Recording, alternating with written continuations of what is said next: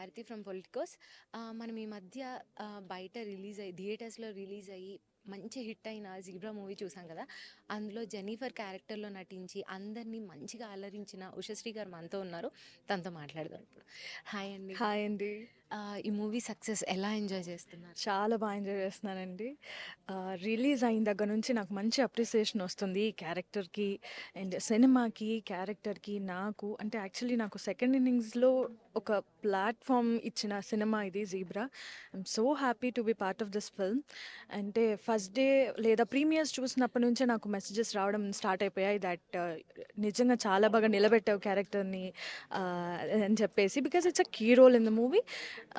చాలామంది థియేటర్స్‌కెళ్ళి చూసారు, మా సినిమాని ఎంజాయ్ చేశారు. అపార్ట్ ఫ్రమ్ దాట్ అంటే నా క్యారెక్టర్ కాకుండా సినిమా కూడా మంచి స్ట్రెస్ బస్టర్ అండి బేసిక్‌గా. చాలా థ్రిల్ ఫీల్ అవుతారు. ప్రతి ట్విస్ట్, టర్న్‌ని బాగా ఎంజాయ్ చేస్తారు ఆడియన్స్. యాక్చువల్‌గా ఎంజాయ్ చేస్తున్నారు. నేను కూడా చాలా సార్లు చూసా థియేటర్‌కెళ్ళి ఆడియన్స్‌తో.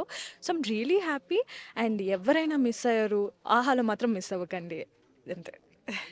మీరు ఇందాక చెప్పారు కదా! ఈ మూవీలో మీ ఫేవరెట్ క్యారెక్టర్ ఎవరు అంటే సత్య గురించి, బాబ్ క్యారెక్టర్ గురించి చెప్పండి. ఆయనతో మీ సీన్స్ ఉన్నాయా? మీరు యాక్చువల్‌గా లేవు. నాదంతా సెపరేట్ ట్రాక్. సత్యదేవ్ గారితో కాంబినేషన్ ఉంటుంది. బట్ బాబ్ గారితో సత్య గారితో లేదు.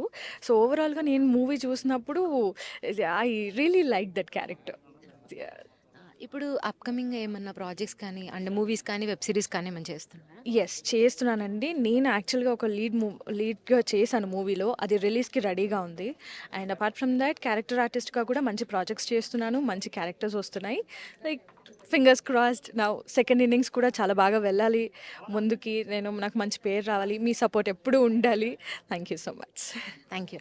Please subscribe to the channel and download the Politicos app from the links in the description.